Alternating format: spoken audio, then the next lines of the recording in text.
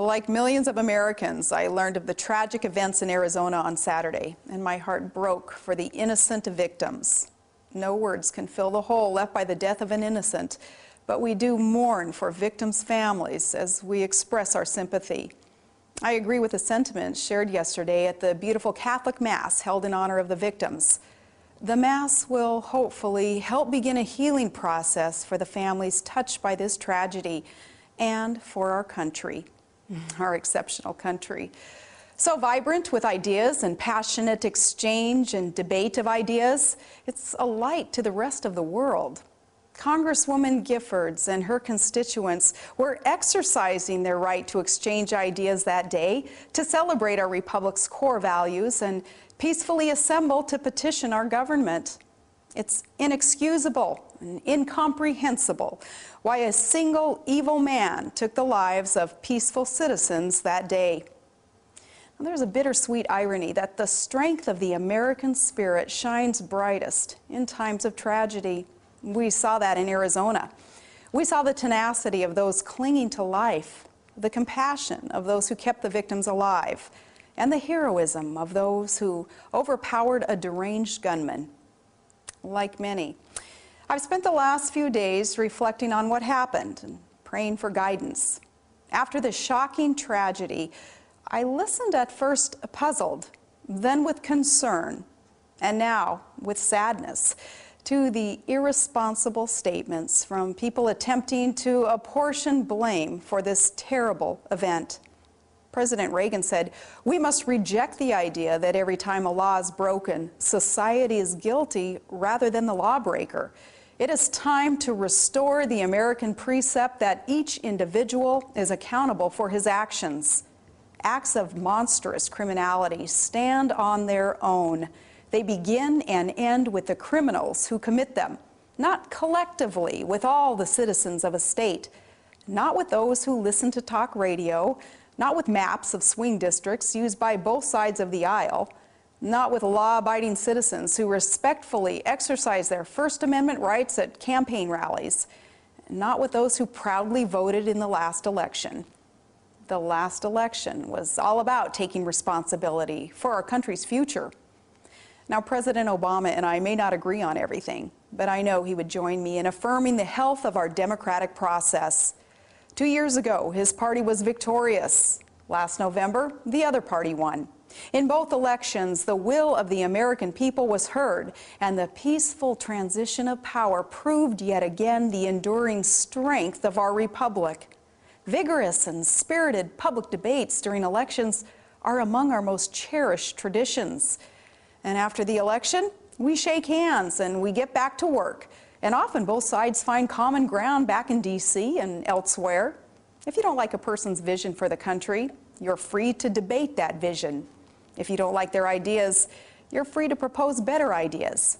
But especially within hours of a tragedy unfolding, journalists and pundits should not manufacture a blood libel that serves only to incite the very hatred and violence that they purport to condemn. That is reprehensible. There are those who claim political rhetoric is to blame for the despicable act of this deranged, apparently apolitical criminal. And they claim political debate has somehow gotten more heated just recently. But when was it less heated? Back in those calm days when political figures literally settled their differences with dueling pistols? In an ideal world, all discourse would be civil and all disagreements cordial. But our founding fathers knew they weren't designing a system for perfect men and women. If men and women were angels, there would be no need for government. Our founders' genius was to design a system that helps settle the inevitable conflicts caused by our imperfect passions in civil ways. So we must condemn violence if our republic is to endure.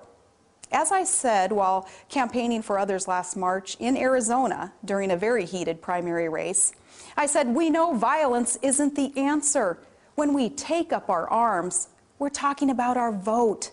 Yes, our debates are full of passion, but we settle our political differences respectfully at the ballot box, as we did just 2 months ago, and as our republic enables us to do again in the next election and the next. That's who we are as Americans and how we were meant to be. Public discourse and debate isn't a sign of crisis, but of our enduring strength. It is part of why America is exceptional. No one should be deterred from speaking up and speaking out in peaceful dissent. And we certainly must not be deterred by those who embrace evil and call it good. And we will not be stopped from celebrating the greatness of our country and our foundational freedoms by those who mock its greatness by being intolerant of differing opinion and seeking to muzzle dissent with shrill cries of imagined insults. Just days before she was shot, Congresswoman Giffords read the First Amendment on the floor of the House. And it was a beautiful moment, and more than simply symbolic, as some claim, to have our Constitution read by our Congress. I am confident she knew that reading our sacred Charter of Liberty was more than just symbolic. But less than a week after Congresswoman Giffords reaffirmed our protected freedoms, another member of Congress announced that he would propose a law that would criminalize speech that he found offensive. It is in the hour when our values are challenged that we must remain resolved to protect those values. Recall how the events of 9/11 challenged our values, and we had to fight the tendency to trade our freedoms for perceived security. And so it is today. Let us honor those precious lives cut short in Tucson by praying for them and their families and by cherishing their memories. Let us pray for the full recovery of the wounded. And let us pray for our country. In times like these, we need God's guidance and the peace He provides.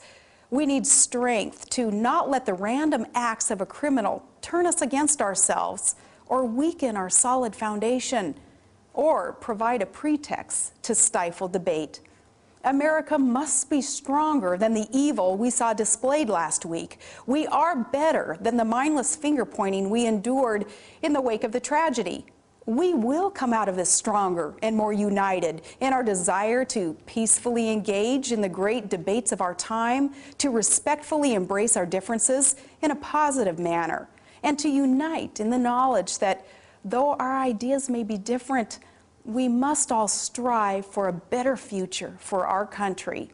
Yes, may God bless America.